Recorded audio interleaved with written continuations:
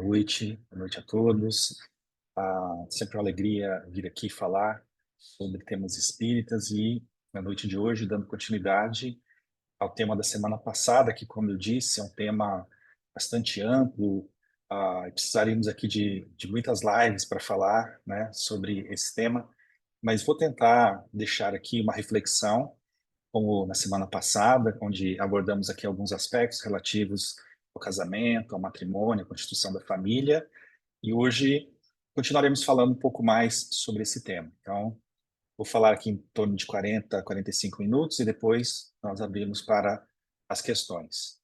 Bom, no livro Nosso Lar, nós vamos encontrar André Luiz falando ali a respeito do casamento.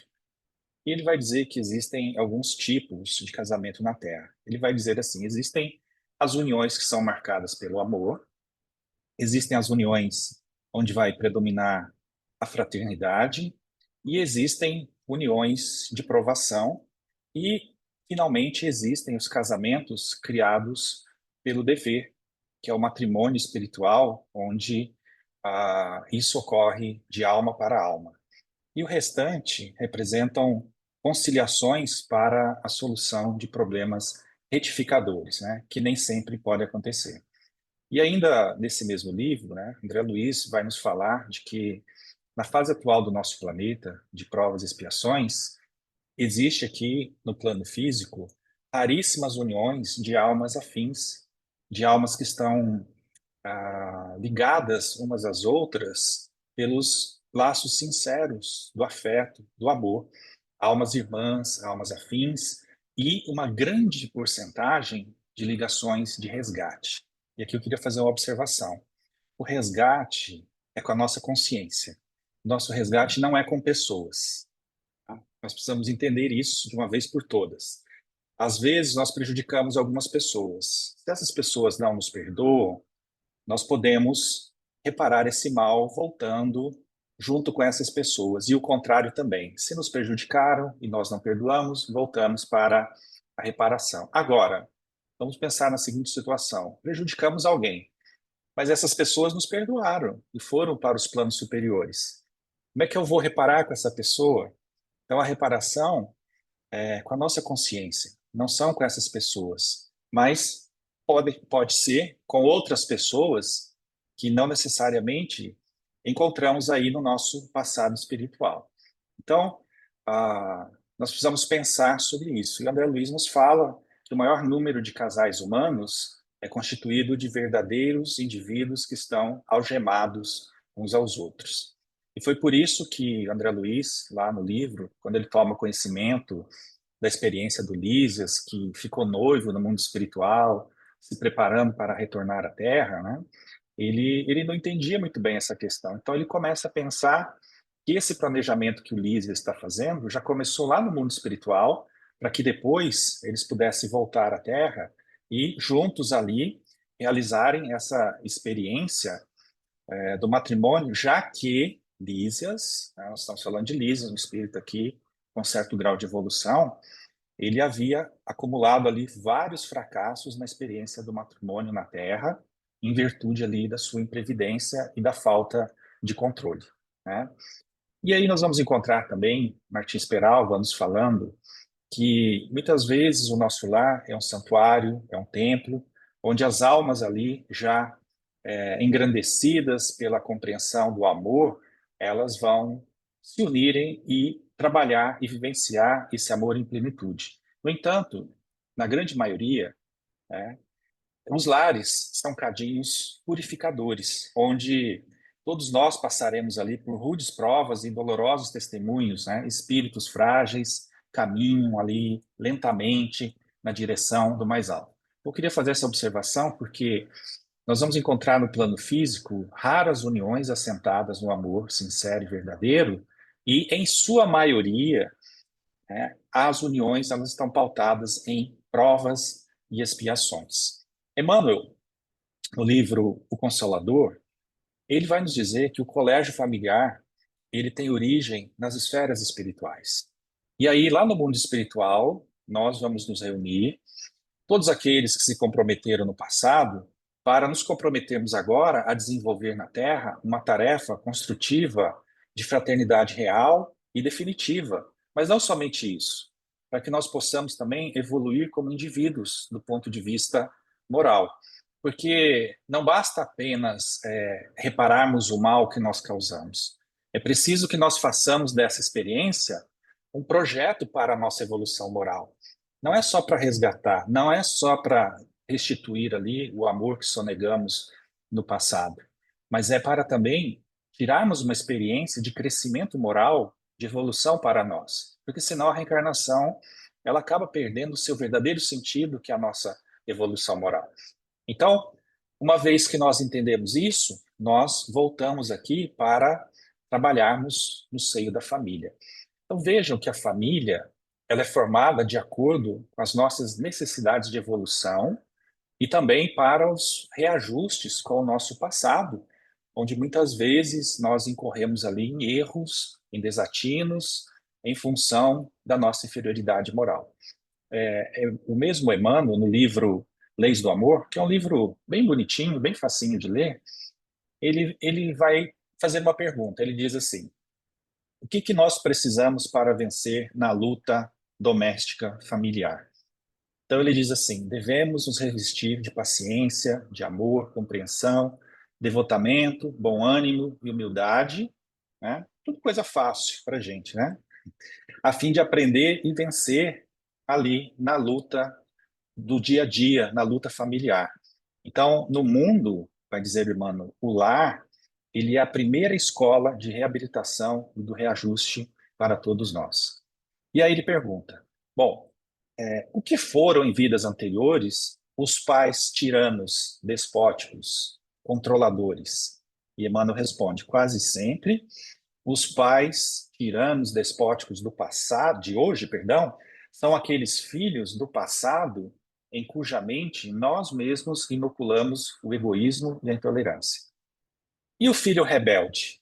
Ora, o filho rebelde e vicioso é o irmão que arrojamos um dia à intemperança e à delinquência. E a filha desajustada? A filha desajustada, essa que está perdida aí nos desregramentos do coração, é a jovem que no outro tempo nós induzimos ao desequilíbrio e à crueldade, né? E o marido desleal? O marido ingrato e desleal, em muitas circunstâncias, é o mesmo esposo do pretérito que precipitamos na deserção, com os próprios exemplos menos felizes. E a esposa desorientada? A companheira desorientada que nos amarga o sentimento é a mulher que um dia menosprezamos em outra época, obrigando a resvalar no poço da loucura. Então vejo que isso deixa claro que nós estamos irremediavelmente ligados ao nosso passado. Como diz Joana, somos herdeiros de nós mesmos. E aqueles que irão compor a nossa família fazem parte de um plano divino, tá? Mas vejam, precisam ser as mesmas pessoas? Já respondemos isso e vamos aprofundar. Não precisam, né? Porque nós temos que reparar o mal cometido com a nossa consciência e não com pessoas, né?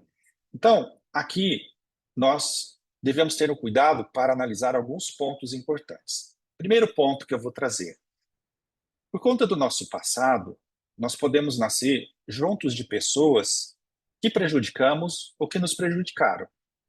Por exemplo, um exemplo clássico da literatura espírita: a reencarnação de Segismundo está lá no livro Missionários da Luz, no capítulo 13. Então, numa encarnação anterior do casal Adelino-Raquel, após uma paixão desvairada, conflitos, o Segismundo assassinou Adelino e a Raquel foi parar num prostíbulo. Então, criou-se ali um processo kármico entre essas três pessoas. Desencarnaram, cada um no seu tempo, e todos ali presos num certo rancor, num certo ódio.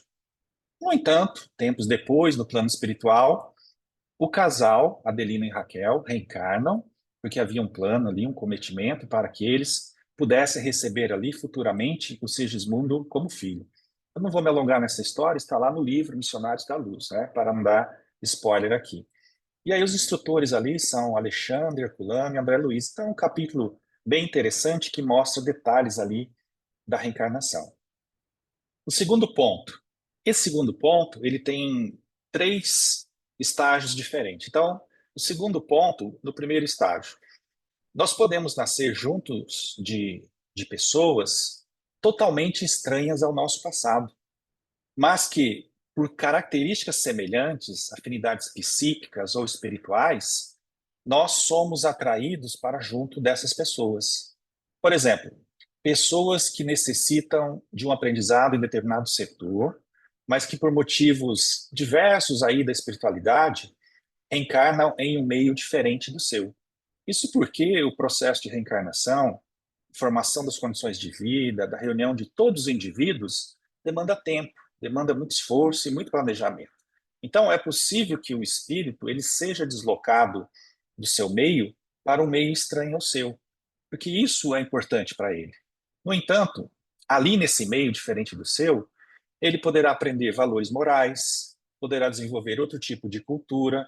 Se o indivíduo é preconceituoso, por exemplo, ele pode reencarnar lá num país cheio de preconceitos, né? Se o indivíduo está apegado ali a questões muito culturais, às vezes perversas, de perseguição, de poder, vai reencarnar em outra cultura, em outro país, onde ele vai ser cerceado muitas vezes da sua liberdade de expressão, da liberdade política e outras questões para que ali ele tenha um aprendizado, né? Existe um exemplo na literatura da Ivone Pereira, que é uma grande escritora, né, a autora lá do livro sobre o suicídio, né, Memórias de um Suicida. Mas existe um livro dela chamado Um Caso de Reencarnação, onde ela nos conta a sua história. E ela conta que reencarnou no Brasil separada dos seus afetos. Ou seja, ela foi exilada aqui, não de outro planeta. Ela foi exilada dos laços afetivos dela, da família. Ela foi colocada, de certa forma, em isolamento para que ela pudesse desenvolver algumas questões relacionadas à sua evolução. E aqui no Brasil, ela contribuiu largamente com a doutrina espírita. Aprendeu sobre espiritismo, sobre evolução moral, reencarnação, e resgatou ali o seu passado em função dos desatinos que ela cometeu. E esse livro nos conta aqui o emocionante reencontro de 2 almas que têm se amado ao longo de sucessivas existências, né, que foram marcadas ali por muitos erros. Embora reencarnado aqui na Polônia, né, eu vou chamar aqui o Tchutchuco da Ivone Pereira, né, que é a sua alma gêmea, né, ali de outras vidas, espírito que está muito ligado ao seu coração, ele reencarna na Polônia. E ela reencarna no Brasil, sozinha, e ela não se casa, ela não consegue desenvolver afeto, ela não tem alguma coisa que impede a Ivone, não a Ivone que está aqui conosco, a outra Ivone, viu, Ivone? A Ivone Pereira, de buscar um relacionamento, mas ela sente no seu coração, lá no seu imo, que existe alguém, que existe uma coisa. E olha que fantástico isso, como ela era uma médium, ela saía do corpo e ia buscar, lá na Polônia, o seu tchutchuco, o Roberto de Canaleiras, não me falhe aqui o meu espanhol muito bruto, né? E aí ele está lá, reencarnado, na personalidade de um engenheiro que fala Esperanto, né? E aí os dois começam a se comunicar por cartas por meio do Esperanto. É uma história fantástica aqui, se vocês quiserem ler depois, um caso de reencarnação da Ivone Pereira. Então, ele era casado e ela respeita isso, obviamente, eles se tornam ali grandes amigos, por quê? Aquele sentimento que era turbulento, precisa agora ser amenizado e falar, ó, se vocês continuar brigando, vocês vão se separar, vocês vão continuar reencarnando um longe do outro. Vocês se eduquem, por favor, né? Então vejam, e aí eles começam a desenvolver uma amizade sincera e ela entende o porquê ela está exilada dos seus afetos. O outro exemplo aqui relativo a esse caso 2 que eu comentei, é que nós podemos renascer no meio totalmente estranho a nós, onde ali nós teremos dificuldades em função de termos desprezado, valores familiares do passado. Então isso ocorre com espíritos geralmente muito orgulhosos que eles sejam separados dos seus afetos para aprenderem a valorizar o amor e a família. É muito parecido com o que aconteceu com a Ivone, né? Mas a Ivone, ela era um pouco aqui desnorteada com as coisas do mundo. Existem casos, por exemplo, onde o indivíduo ele está na família, ele tem um compromisso familiar, mas ele é extremamente orgulhoso. Então ele acaba punindo seus familiares, a sua esposa, ou seu marido, ou seus filhos, né? E nós vamos ver um exemplo disso no livro Há 2000 anos, onde o Públio Lentulus ele é extremamente duro ali com a sua esposa, a Lívia. Então ele fica separado dela, sem conversar com ela, 25 anos. Imagina, vocês acham que vocês são orgulhosos? Imagina esse homem vivendo no mesmo teto com a esposa e não falava com ela. Chamava ela de senhora. Senhora tratava como uma empregada. Acho que todos já leram esse livro. E aí nos diz o Divaldo que a punição aqui para o Emmanuel, depois, ele ficou 300 anos sem conversar com a Lívia, que ela desencarnou, foi para o mundo espiritual e ele ficou reencarnando. E na sua próxima reencarnação, ele reencarna no livro 50 anos depois como Nestório, um escravo longe dos seus afetos e que vai trabalhar ali a sua questão moral, que vai trabalhar aqui a sua evolução relacionada ao cristianismo, né? Então ele resgata ali o seu passado como Públio Lentulus, né? E também o seu passado como Públio Sura, onde ele havia cometido ali vários desatinos. O outro item relativo a isso é a família onde nascemos. Pai, mãe, irmãos, que tem uma função educativa. E aí, nessa família, nós podemos começar o nosso processo de reajuste, por exemplo, nascendo junto a pais muito duros e pouco afetivos, onde nós teremos muita dificuldade de relacionamento e nos sentiremos oprimidos, excluídos ou até mesmo rejeitados, abandonados, e aí nós vamos desenvolver em nós aqueles complexos, aquelas feridas emocionais das quais nós já falamos aqui em outro momento. E aí, nesse processo, a gente acha que a vida está sendo injusta. Meu Deus, por que essa família? Por que esse pai? Por que essa mãe? Nossa, a família do vizinho é tão boa, né? E a gente fica um pouco perdido nisso, mas não entende que ali existe um processo de reajuste, não é punição, é de reeducação para todos nós. Por que esse pai, essa mãe? Para que venha à tona em nós a nossa dificuldade. E aí nós temos a oportunidade de nos conhecer e olhar qual é o convite que existe ali para a gente. Não olhando a família agora como um peso, como um fardo. Ainda que nós tenhamos pais muito difíceis, muito complicados. Porque esse é o nosso desafio também, de quebrarmos padrões afetivos que vêm sendo gerados nessa família, pelos pais, pelos nossos avós. E aí a gente precisa quebrar esse padrão. Então, se meu pai e minha mãe nunca me abraçaram, nunca falaram eu te amo, nunca falaram, olha que filho especial que você é, algo do tipo, fale você para os seus filhos. Ou abrace você e ame você os seus pais, entendendo a dificuldade deles, né? Nós já falamos nisso em outro momento, né?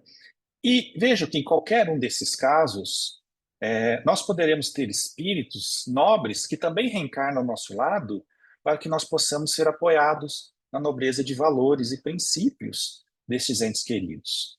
E esses espíritos podem estar encarnados junto conosco, ali disfarçados de alguma maneira, ou eles podem ficar no mundo espiritual nos acompanhando. Então veja o caso que eu citei no livro Há 2000 anos. Tinha lá a Lívia para apoiar o Emmanuel. No livro Renúncia, tinha lá o Alcione para apoiar lá o Carlos. No livro Nosso Lar, nós tínhamos lá a Luísa, que é a mãe de André Luiz, que ela faz um serviço aqui excepcional, né? Então, tinha o Laerte é o pai do André Luiz, né? E o Laerte, ele era muito safadinho, né? Então, na vida encarnada, ele foi meio cachorro safado sem vergonha, com a esposa dele, a Luísa. E ele teve duas amantes, né? Que o egoísmo não basta uma, tem que ter duas, né? Se eu for estragar minha reencarnação, tem que estragar muito bem, não pode ser de qualquer jeito. E aí ele desencarna e vai para o umbral. E ele está lá no umbral com as duas amantes, e a mãe de André Luiz, a Luísa, ela vai para um plano superior. E quando Luísa visita André Luiz, ela diz assim: olha, eu tenho um planejamento aqui do seu pai. Eu vou reencarnar, só espírito evoluído para reencarnar com um traste desse, né? Vou reencarnar, vou casar com seu pai de novo, e eu vou receber as duas amantes dele como filhas.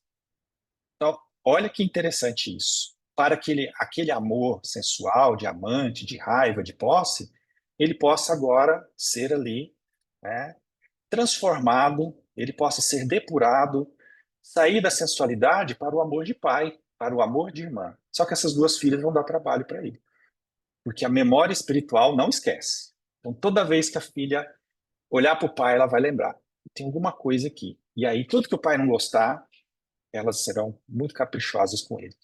E aí a mãe vai estar ali, apaziguando, doando amor, acolhendo os três, né? Porque isso é o amor. Então, anjos que a vida coloca ao nosso redor para que a gente não se perca na família, né? Bom, como é que a família se estrutura, então, já que estamos falando desse planejamento no mundo espiritual? O Espírito Camilo, no livro Desafios da Vida Familiar, vai dizer assim: nós vamos encontrar muita gente aí espiritada no movimento espírita, né? Sofrendo de espiritite, espirituose aguda, falando assim: não, a nossa família vão nascer os inimigos do passado, não sei o quê, ou tá tudo certinho, programado, né? O fulano vai casar com o Beltrano e etc, etc, né? E não é bem assim que a coisa acontece, né? Então logo surge ali o momento onde o pessoal no mundo espiritual precisa voltar para a Terra. Então, os mentores chamam o povo lá, falam assim: ó, meu povo, precisamos falar aqui de umas questões aqui que vocês estão deixando para o passado. Então, conversem, esclarecem, traçam planos, né, para que os indivíduos ali eles possam retirar o melhor da próxima reencarnação. Então, eles colocam ali todos os porquês, os senões, as conquistas, as complicações, as possibilidades. E aqui é importante que nós falemos disso. O futuro é sempre uma probabilidade, não é uma certeza, né? Então, a gente fez um plano de reencarnar junto e aí não deu certo. Bom, são escolhas, nós temos o livre-arbítrio, né? Então, a análise das situações é feita ali olhando-se várias reencarnações, o que foi conquistado, o que houve de prejuízo, a sombra, enfim. E aí, os nossos mentores, eles avaliam os modos de vida que vão propiciar uma liberação rápida ou lenta, verificando ali a condição provatória de cada um, expiatória, onde os indivíduos vão se encontrar para extrair o melhor daquela experiência. E aí se prepara o grande retorno para a vida física, concluindo ali que os indivíduos eles deverão ter relações conjugais, filiais, paterno-maternais, desse ou daquele tipo. Então, monta-se um quadro onde existe ali uma possibilidade, onde existe uma probabilidade de um indivíduo atrair para ele aquilo que ele precisa, né? Então, analisa-se ali qual caráter deve ter a esposa, ou o esposo, o pai, a mãe, os filhos, aqueles que na ordem natural da existência, eles chegarão até nós para que nós possamos nos ajustar perante a nossa consciência. Então, existem espíritos que renascerão em corpos masculinos e necessitarão de esposas mais exigentes, mais disciplinadoras, têm grandes demonstrações afetivas. Por quê? Por causa do nosso pretérito. Outros vão encontrar esposas afetuosas, emotivas, românticas, liberais. Outros precisarão de companheiras nas quais se misturem esses dois tipos de caráter. E há os que reencarnarão com morfologia feminina, e que, por sua vez, vão precisar de esposos aqui, de companheiros portadores de tipos de caráter como esses apontados anteriormente. Então, um será um esposo mais rígido, policiador, dominador, afetivamente frio. Por quê? Por conta do nosso passado, conforme o livro Leis do Amor, do Emmanuel. E outros, maridos, esposos, serão mais sensíveis, amigos, parceiros, cúmplices, atenciosos, ou que experimentem no modo de ser uma combinação também dessas coisas, né? E aí, o que se pode pensar aqui em termos de necessidade moral para a formação dos casais pode se estender também para a condição de pai e de mãe. Então, existem os espíritos que vão precisar de pais e mães mais enérgicos, mais controladores, mais disciplinadores, cobradores, ao passo que outros vão precisar de pais mais companheiros, cordatos, alegres, responsáveis e assim por diante. Então, diante desse cenário, os espíritos são preparados para renascer um corpo físico, uma determinada família, cujas características melhor atendam ao reencarnante, seja ali em termos biológicos, sociais, econômicos ou morais, né? Então vejo que interessante isso de analisarmos sobre esse prisma, né? E aí os filhos chegam à Terra nos braços dos pais, que foram avisados, que foram ali gerenciados de certa forma pela espiritualidade, para que agora eles possam cumprir esse processo de evolução relativo a essa família, né? E o que acontece, né? Mesmo em casos de criaturas que se precipitam, que se perdem por destempero emocional ou até mesmo por processos obsessivos, não falta aqui o olhar da espiritualidade superior, que vai considerar todo esse quadro aqui, entendendo que as pessoas têm as suas dificuldades e as suas limitações e vão providenciar, obviamente, aquele processo que seja mais adequado para que o indivíduo aproveite o máximo possível a sua reencarnação. Então, no mundo espiritual, a formação da família ela é vista em conformidade com as necessidades de cada um de nós, podendo o espírito, ao chegar aqui à Terra, promover alterações, né? Porque nós temos o livre-arbítrio. Então, ele pode abreviar as condições pesadas da sua vida, ou ele pode se complicar, né? Porque nós temos o livre-arbítrio. Bom, deixa eu falar sobre o namoro e o noivado. Nessa fase da conquista, né, onde todos os preparativos aí já foram feitos no mundo espiritual, o indivíduo reencarna com esse processo, nós notamos algumas coisas interessantes, né? Na fase da conquista, do namoro, né, geralmente nós não nos mostramos como nós somos, porque nós queremos conquistar. E aí nós mostramos a nossa persona, com a casca, com a parte externa, muito bonitinha, né? E às vezes a gente se engana, né? É por isso que tem um ditado popular que fala assim: quando o homem abre a porta do carro para a mulher, das duas, uma. Ou a namorada é nova ou o carro é novo, né? Porque essa gentileza aqui do homem, ela não dura muito tempo, ela dura mais ou menos uns 6 meses. Depois que conquistou, é, a gente se perde um pouco. E o Emmanuel, no livro citado, Leis do Amor, ele vai dizer assim, né? Muitos casamentos que resultam em uniões infelizes e até antipáticas, né? Gerando aqui o divórcio, como é que nós podemos ver isso, uma vez que nós temos aquela fase de atração recíproca, do namoro, do noivado, cheia de alegria, cheia de esperança? Por que que depois a coisa degringola, né? Que as pessoas não se reconhecem mais e ficam naquela briga, naquela dificuldade? E aí o Emmanuel diz assim, bom, qualquer pessoa que deseja um título elevado, ela passa pela fase do encantamento. Então, assim, o professor, ele se encanta ali buscando um título superior, e aí, quando ele consegue ali o certificado de competência, ele precisa se dedicar ao estudo incessante, porque, ao contrário do que todo mundo pensa, o professor ele tem que estudar constantemente, ele tem que preparar suas aulas, ele precisa se dedicar. Ele fala, poxa, mas eu passei nesse concurso, o professor não sabia que ia ser, então ele tem que se dedicar. Ele tem que corrigir prova, ele tem que se dedicar aos alunos. Então, ele está lá, mas a vida não vai ser fácil, porque ele precisa se dedicar, né? Então, o acadêmico também quer o diploma. Ele fala, quando eu formar, aí eu vou ser engenheiro, advogado, médico, né? Mas aí depois que ele forma, vem um negócio chamado vida. Aí ele precisa trabalhar. Aí ele trabalha e fica reclamando, fazendo plantão, trabalhando no fórum, tem muito projeto, então, e ele precisa se dedicar. E aí vem as reclamações, aí vem as encrencas. Da mesma forma, as uniões matrimoniais. Quando a gente é namorado, cada um vai para sua casa, cada um dorme lá com sua família, aí não vai morar junto, o pessoal faz ali um test drive, já fala, fica meio desconfiado, e aí vai pro casamento, aí tem que dormir junto, acorda junto, e começa a perceber coisa que não percebia, e aí a gente vai se mostrando, é a famosa intimidade, né? E aí o Emmanuel diz assim, bom, então como interpretar esses desgostos aqui domésticos? Então ele diz, bom, a gente estava embalado pelo sonho, e aí quando a gente vai conviver no lar, surgem as obrigações. E essas obrigações não são somente as obrigações do dia a dia, são as obrigações do passado, da nossa consciência. Então, às vezes, a esposa olha para o marido e fala: tem alguma coisa esquisita nesse homem aqui. Eu sou apaixonada por ele, mas não sei, tem alguma coisa nesse homem aqui. Eu sinto que em algum momento ele vai me abandonar, né? E o contrário também. Então, começam a vir ali as coisas do passado de forma inconsciente. Começa a vir os desafios, porque é o programa de serviço que foi traçado para a gente, né? E a gente precisa retomar.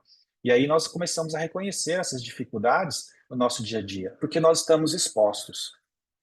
No livro Vida e Sexo, Emmanuel vai dizer assim: bom, aquela jovem que nos fascina hoje, né, em muitos casos, ela será talvez amanhã aquela mulher transformada que vai causar muita dificuldade na nossa vida.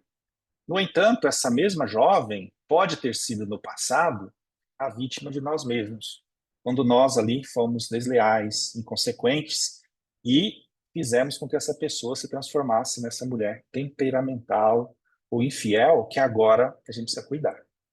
O rapaz bonito, distinto, que atrai presentemente a sua companheira para os laços aqui afetivos, né, pode se tornar depois o homem cruel e desorientado, né, com os anseios aqui que vão complicar a vida da pessoa.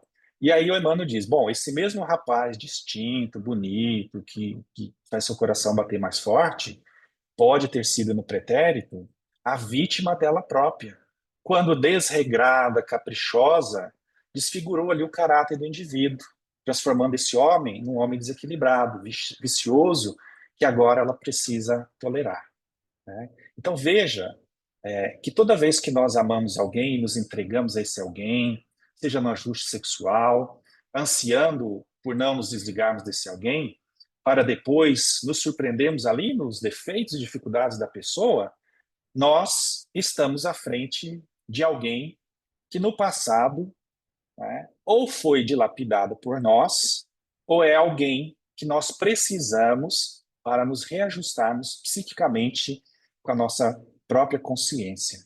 E aí nós estamos ali diante de um processo educativo. Então, a união supostamente infeliz deixa de ser, portanto, um cárcere para ser um educandário onde o espírito, entendendo toda essa premissa, né, ao invés de abraçar a deserção, ele aceita, sempre que possível, nem sempre é possível.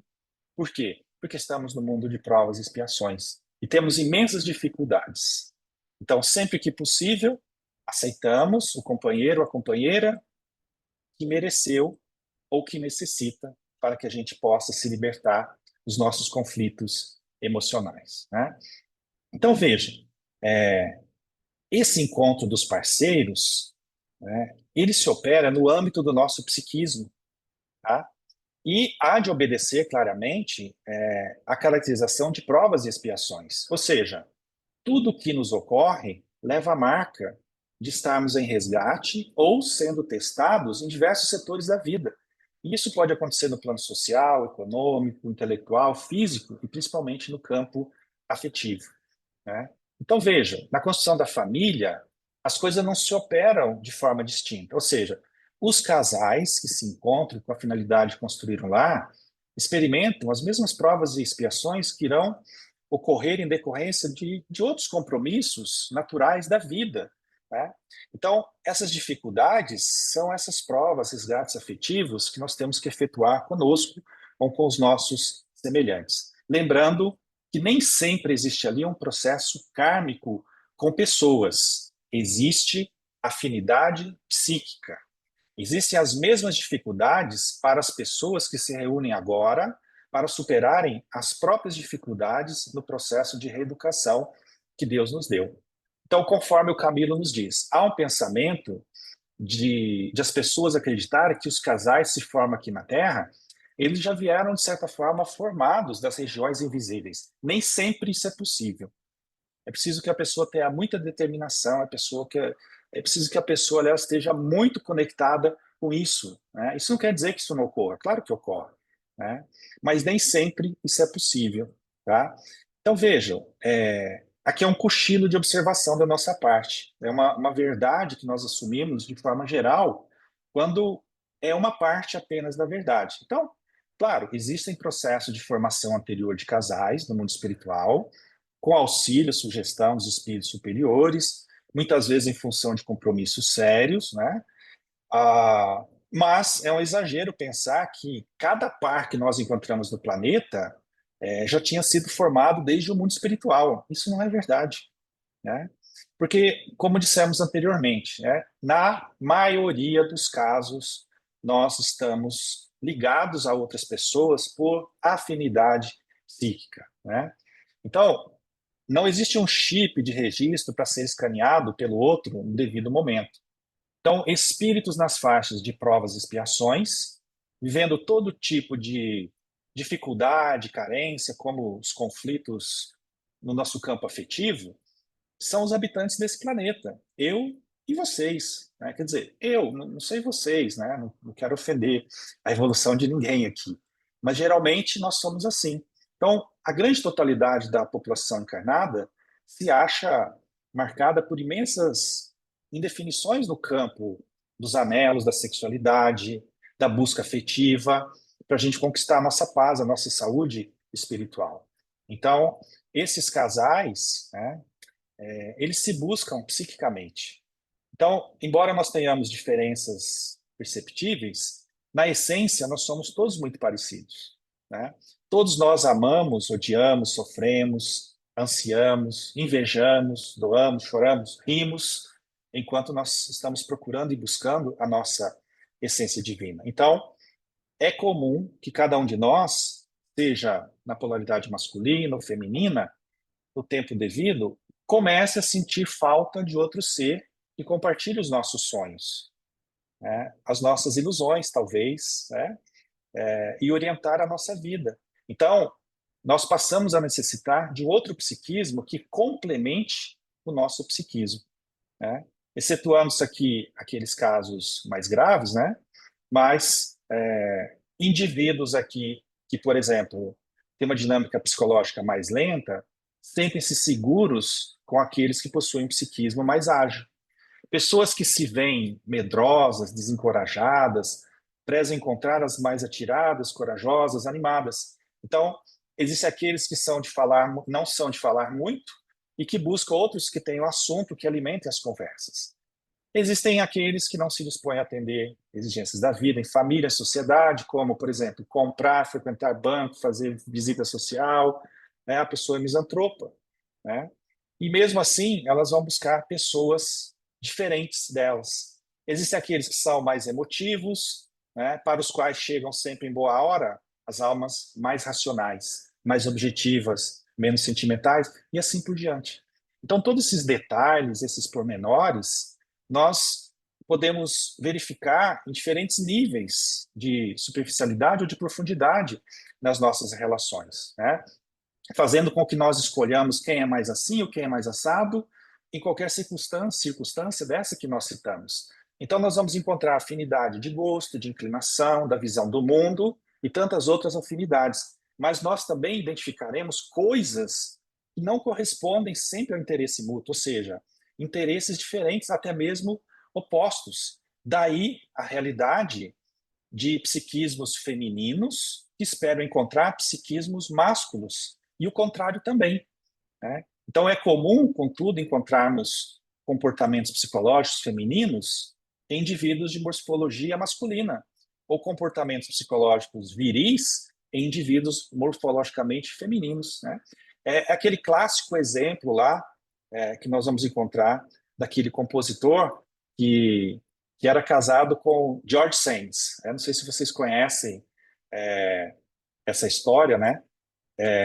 Que nós tínhamos ali George Sand, que era uma mulher, né? Que era o pseudônimo aqui de Amandine Aurore Lucille Dupin, né? Que era uma baronesa, né? E ela se casa ali com um músico muito famoso, né? E aí, o que acontece aqui nesse casamento? Nesse casamento, nós temos aqui a personalidade dessa mulher que é muito masculina, né? E ela sendo muito masculina, ela acaba atraindo para si um homem cuja característica é extremamente sensível, né? Extremamente feminino, né? E esse homem aqui, que era um músico, né, muito famoso, ele tem uma história muito interessante, onde ele está lá na sua casa, né? E em determinado momento, ele começa a pingar ali uma goteira sobre o seu piano. E aí ele senta e começa a fazer uma música pela sua sensibilidade. Opa, desculpa, minha Siri ligou. E, e a George Sand, que é uma mulher totalmente ânimos, ela vê aquela goteira, ela já pega o martelo, pega um prego, um pedaço de calha, já pega a escada e já vai lá. E ele tá ali, né, dando margem ali à sua sensibilidade. Então veja que interessante, né? Eles têm aqui características diferentes. Eles têm aqui características de sensibilidade num homem, um homem, mas com um psiquismo feminino, e nós temos a George Sand, que era o pseudônimo aqui dessa mulher, que ela adota esse pseudônimo e até se vestia como homem, porque não era aceita pela sociedade. Então ela se casa com esse grande compositor que faz essa música, né? E o compositor aqui nada mais, nada menos do que o Frédéric Chopin. Então, um homem extremamente sensível, mas que vai buscar um psiquismo mais masculino, porque ele precisa aprender alguma coisa desse psiquismo. Uma mulher extremamente ânimos que vai buscar um homem mais sensível, porque ela precisa aprender a ser mais sensível, mais delicada, mais gentil, algo do tipo. E aí esses psiquismos eles se complementam e deveriam buscar um ao outro como uma forma de crescimento, mas nem sempre dá certo esse tipo de relação, né? Porque os espíritos ainda estão aprendendo a se relacionar e pode ser que isso não funcione em determinado nível de evolução desses espíritos, né? Então, veja, no primeiro momento nós podemos ver a aparência física, a cor dos olhos, dos cabelos, a postura, o tom de voz, o modo de vestir, e aí surgem os nossos interesses e desinteresses, simpatia, antipatia, né? Mas veja que interessante, o que era antes interesse pode virar desinteresse. O que aproximou pode afastar, e o que era simpatia pode virar antipatia. Isso ocorre porque nós começamos a entrar em contato com a intimidade da pessoa. Então, aquilo que ela pensa sobre determinado assunto, a sua inteligência, a sua doçura ou arrogância. Então, numa palavra, nós vamos aqui poder confirmar ou não aquilo que nós buscamos de forma consciente e inconsciente num psiquismo que se ajusta ao nosso. Então, veja que cada criatura chega à Terra com um conjunto de necessidades e de compromissos a serem atendidos. E aí nós vamos encontrar outras criaturas muito parecidas conosco pelo caminho, que vão nos auxiliar pela lei de afinidade, né, que regula as relações humanas. Enfim, e aí nós podemos citar, por exemplo, os casos de alguns casais que se separaram pelo divórcio, ou até mesmo pela desencarnação de algum deles, que conseguem encontrar outras pessoas tão ou mais especiais que os seus antigos parceiros. Isso é muito comum de acontecer. Vemos assim que diversas almas podem encontrar no mundo outras almas que vão atender às suas demandas para atender a programação espiritual que foi planejada, né? Então, esse é um fato importante de considerar aqui na nossa análise, né? Para entender que esses casamentos que vêm programados do mundo espiritual, né, nós entendemos essa programação como fato de nos unirmos a alguém portador dessas qualidades ou de dificuldades que nós iremos atrair para nós mesmos, né? E aí nós vamos entender essas demandas, né? Não vou falar novamente aqui sobre a ânima e o ânimos, né? Que está relacionado a isso também. E aqui entra esse aspecto psicológico da atração pelo outro, né? Então a ânima é a figura feminina no inconsciente do homem e o ânimos é a figura masculina no inconsciente da mulher, né? E a ânima e o ânimos aqui estão relacionados às diversas encarnações que nós tivemos aí em corpos masculinos, femininos, as relações que nós tivemos com homens e mulheres no passado, enfim, nós já falamos disso no passado, né?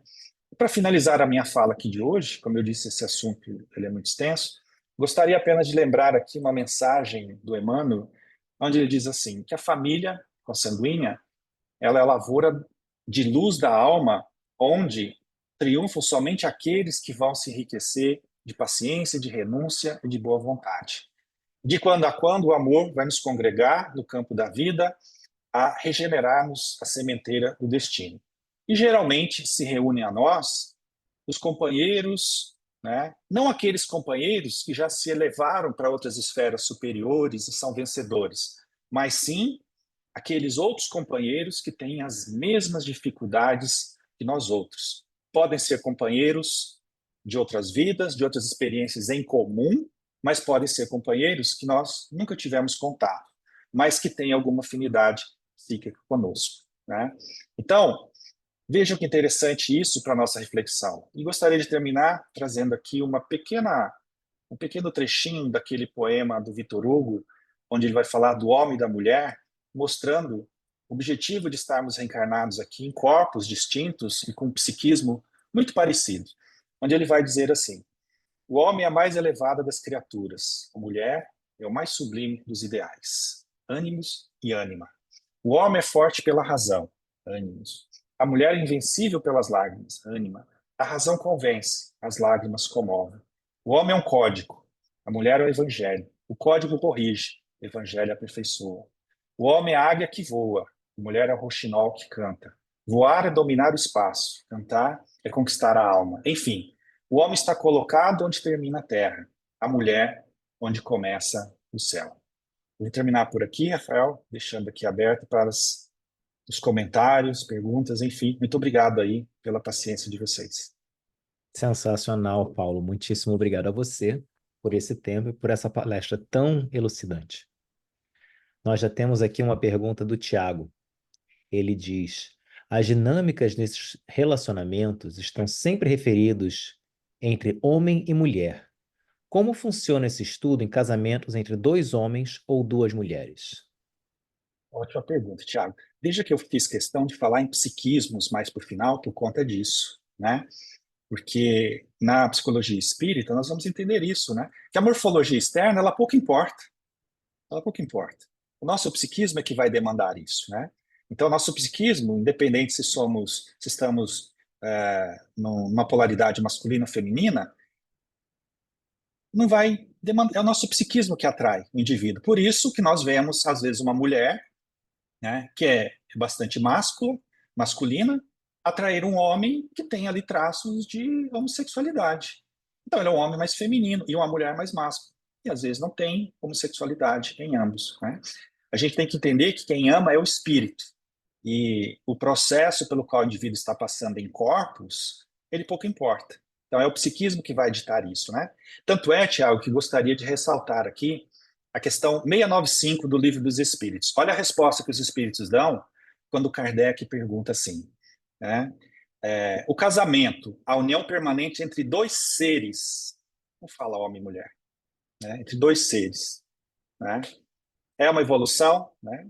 E aí os espíritos respondem, é um progresso na marcha da humanidade. Então a união é de almas, não é de corpos. Então nós temos visto isso frequentemente, né? Então por isso que é importante falarmos essa questão psicológica, né? Onde vai trazer aqui para nós esse psiquismo, né? O que nos atrai para o psiquismo? Isso é interessante porque às vezes o nosso psiquismo, né, em relações de amizade, por exemplo, nós podemos desenvolver um amor pelo nosso colega, pelo nosso amigo, pelo nosso pai, né? E está tudo certo, porque é a afetividade que comanda. Então, as relações homossexuais entre homens e mulheres, né, está pautada no mesmo princípio, né? União de dois seres perante a vida, né? Nós abordamos muito essa questão aqui, Thiago, não quero me alongar muito, né? Nesse link que eu deixei aí, nós falamos bastante sobre esse assunto, bastante assim, né? Falamos lá sobre essas questões, sobre a adoção de crianças por casais homoafetivos, enfim, e todos esses preconceitos que existem em torno disso, tá? Então, quem tiver interesse, depois dá uma olhadinha lá, tá bom? Muito obrigado, Paulo. Uma outra pergunta que chegou. Em casos de isolamento de um espírito de sua família espiritual, como foi o caso que você falou da Dona Ivone, as relações estabelecidas nessa encarnação virarão nova família espiritual? Como ficam os laços com os familiares antigos? Os laços de amor nunca se quebram, né? Então, os laços antigos, eles permanecem, eles já estão estabelecidos. E nessa nova fase, onde o espírito vai vivenciar essas relações, ele vai criar novos afetos, né? Então, por exemplo, vamos supor que todos nós aqui nunca tivéssemos nos encontrado, nos visto antes, né? Essa possibilidade existe. Então, nós estamos criando entre nós aqui mesmo, né, irmãos de ideal, de doutrina, vínculos espirituais, né, Rafa? Não são vínculos consanguíneos, porque Kardec deixa isso muito bem claro, né? Os vínculos consanguíneos, às vezes, eles são muito fracos perto dos vínculos espirituais. Então, essa nova família, esse novo contexto onde nós adentramos, eles passam a ser também parte da nossa família espiritual, mas nunca deixaremos de ficar ligados às nossas famílias originais. Ou seja, a ideia é sempre ampliarmos isso, né? Porque o objetivo lá na frente, no primeiro momento, é que a nossa família seja a família da humanidade, né? A humanidade seja a nossa família. E depois, o sistema solar, né? Olha que presunção a nossa, né? E depois a galáxia, e depois galáxias, e depois o universo, porque esse é o objetivo do espírito puro, né? Amar a todos indistintamente e fazendo de tudo isso a nossa grande família universal, né? Por isso que essa família que nós temos aqui, essa família que nós temos na Terra, ela, esse primeiro burilamento, né? Esse primeiro, né, lapidar que nós temos aqui em relação ao nosso crescimento e à percepção da nossa evolução. Por isso que a doutrina espírita é fantástica nisso, de nos ensinar desde cedo a importância da família. E aqui, quando eu estou falando família, não importa aqui se é família heterossexual, homossexual, isso não importa, né? Nós somos espíritos, e como espíritos revestimos temporariamente um corpo físico, né? Mas o espírito lá na frente, ele não tem mais forma, o espírito ama. Nós não podemos amar corpos, e sim almas, né? Excelente. E você já acabou meio que começando a responder uma outra pergunta que tinha chegado, Foi uma que era, premonição que eu tive. são todos os relacionamentos nos quais entramos pré-estabelecidos ou há relacionamentos que acontecem pelo acaso? Veja, o acaso é o nada, e o nada não existe, né? Então, o acaso ele existe na nossa cabeça, mas nós somos atraídos por pessoas que têm algo de nós. Em determinado momento, podemos falar assim, em termos junguianos, freudianos, nós nos apaixonamos por nós mesmos. Então, nós nos apaixonamos no outro por aquilo que existe em nós ou por aquilo que falta em nós. Então, não é por acaso. Porque aqui, de todas as pessoas lá, aquele. É, nossa, olha, a pessoa às vezes é desprovida de beleza física, mas tem uma coisinha nela que me encanta. É o sorriso, né? É a safadeza, é a falta de caráter, alguma coisa ali sombria nela me atrai. Eu sei que essa pessoa não vale nada, mas eu tô doida por ela. E a gente vai, né? E se consome nessas coisas. Então, nós somos atraídos por aquilo que nós vibramos lá no nosso psiquismo. E quando nós vamos entendendo isso, a vida vai ficando mais fácil. Então, nós vamos entendendo qual é o convite que aquele relacionamento está nos fazendo, vamos aprimorando a nós mesmos, né? Ou seja, casamos fora para casarmos dentro. Nos relacionamos fora para aprendermos a nos relacionarmos conosco. O que me atrai nessa pessoa? Por que aqui eu sei que eu estou no relacionamento tóxico, mas eu não consigo sair? Por quê? Aí eu tenho que olhar. Qual é o convite que tem aqui para mim? Porque ninguém vai te tirar desse relacionamento tóxico. É você que precisa sair daí. Por quê? Porque existe um processo de desamor para comigo mesmo. Eu estou preso no desamor, eu estou preso no complexo de inferioridade, onde eu acho que eu mereço uma migalha de afeto, eu não mereço um bolo, eu mereço a quirelinha que cai do bolo ali e eu estou feliz com isso. Tem alguma coisa errada. Daí a vida atrai para a gente quem a gente precisa. Então não existe relacionamento ao acaso.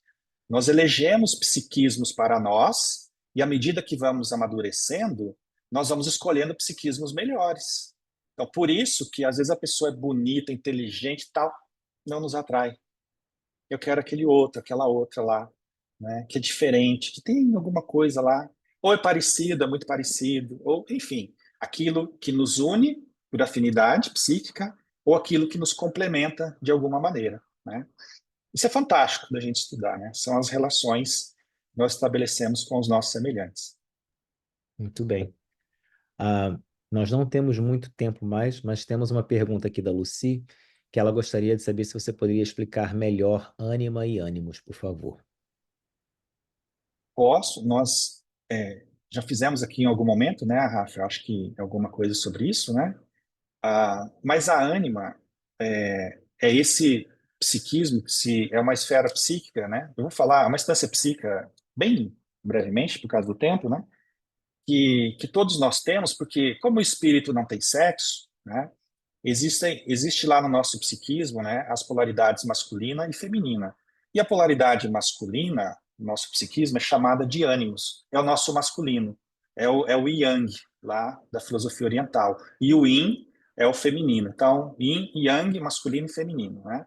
E no nosso psiquismo, nós temos isso. Então, quando nós reencarnamos, como eu estou aqui reencarnado como homem, então eu estou na polaridade masculina, mas o meu psiquismo ele está lá, né, vibrando na minha ânima, ou seja, ao contrário do que nós pensamos, quando eu reencarno como homem, eu já tenho conquistas relacionadas ao masculino, como objetividade, pragmatismo, a razão. Isso não quer dizer que sejam bem desenvolvidas, tá? Mas elas já estão melhor desenvolvidas, tá?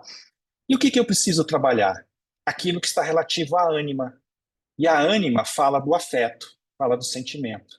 Então, a ânima, que é o feminino inconsciente, vai fazer com que eu seja atraído para um psiquismo relativo à minha ânima.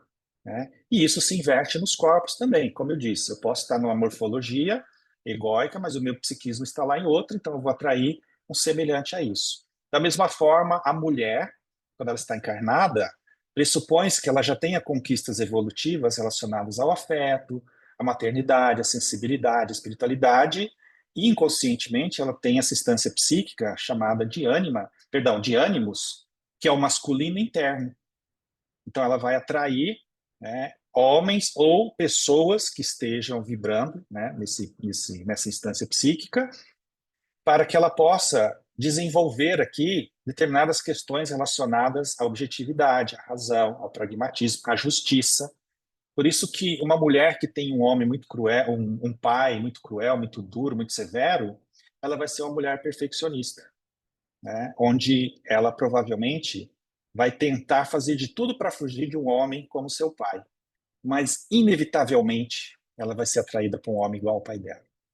E quando ela percebe isso, ela fala: Meu Deus, eu fiz de tudo para não cair no homem igual a esse. Minha mãe falava: Nunca dependa de homem, nunca case com um homem igual ao seu pai, tal, e ela não consegue. Quando ela vê, ela atraiu um homem igualzinho ao pai dela. Está o segredo, né? O nosso psiquismo. Por quê? Aquele padrão afetivo que eu conheço é um só. Eu não conheço outro padrão afetivo. Então eu acabo elegendo para mim o modelo do masculino que eu tive. Qual foi o modelo do masculino que eu tive? Esse homem, que eu não quero, mas que eu vejo, eu estou lá. E aqui está o convite. É para a gente quebrar esse padrão, perceber esse padrão, não só de relacionamentos afetivos, mas também de relações com a vida, de justiça. Geralmente a mulher com ânimos negativo, ela é muito pessimista, ela não tem fé na vida, ela é 8 ou 80, ela é briguenta, né? Às vezes é muito intelectualizada, às vezes se masculiniza, né? E o homem também no contexto da ânima, né? Só estou dando esse exemplo porque eu comecei a falar disso. Então essa questão da ânima e da ânimos aí, Rafa, para quem perguntou, ela é fantástica também da gente estudar, né? E lá nesse link que eu deixei aí, é a Yara que perguntou, né, Rafa? Lucy. Oi? Foi a Lucy. Lucy, perdão. Lucy, então lá nesse link que eu deixei do GED, tem um estudo lá sobre autoconhecimento. E nós, em determinado momento, falamos bastante da ânima e do ânimos lá. Acho que vale a pena, porque foco bastante lá nos 4 níveis da ânima e 4 níveis do ânimos relacionados a relacionamentos, né? Então, é um estudo. Nesse link aqui é sobre a família, mas se você pesquisar lá no GED, tem autoconhecimento nas visões espírita e psicológica, tá bom? Muito obrigado, Paulo. Já temos aqui várias mensagens de gratidão, de excelente palestra. Maria Helena até se empolga e pergunta: vai ter mais uma terceira palestra sobre o assunto? Quem sabe você não volta aqui e dá mais uma palestra para gente? Nosso Uhum. Ó, muitíssimo obrigado mesmo, foi excepcional. E se você pudesse, então, terminar com quaisquer considerações finais que você tenha em nossa prece de encerramento, nós seríamos muito gratos. Obrigado, Rafa. Bom, eu estou à disposição, né? Se vocês quiserem mais palestras, eu fiz 34 palestras lá nesse estudo. Então, para fazer mais uma, tá bem fácil, né? Então, fico à disposição aí do Rafa e da Kemi, de vocês. Gosto sempre de falar aqui para vocês, esses temas, família, gosto bastante, psicologia espírita também, enfim, estou à disposição, Rafa, tá? E, para finalizar aqui, convido a todos, então, para que nesse momento nós possamos agradecer a Deus, a Jesus, nosso amigo, nosso irmão maior, a espiritualidade amiga, aos benfeitores do Blossom, as nossas casas de oração, aos nossos anjos de guarda, pelo amparo e a proteção na noite de hoje, rogando a Jesus, continue abençoando sempre por acréscimo de misericórdia a todos nós, iluminando as nossas vidas, observando que todos nós aqui estamos aprendendo algo e a doutrina tem feito esse papel de esclarecer e consolar, esclarecer as nossas mentes e consolar os nossos corações. Obrigado, Mestre. Teu amor e a tua bondade estejam conosco, hoje e sempre. Graças a Deus, que assim seja.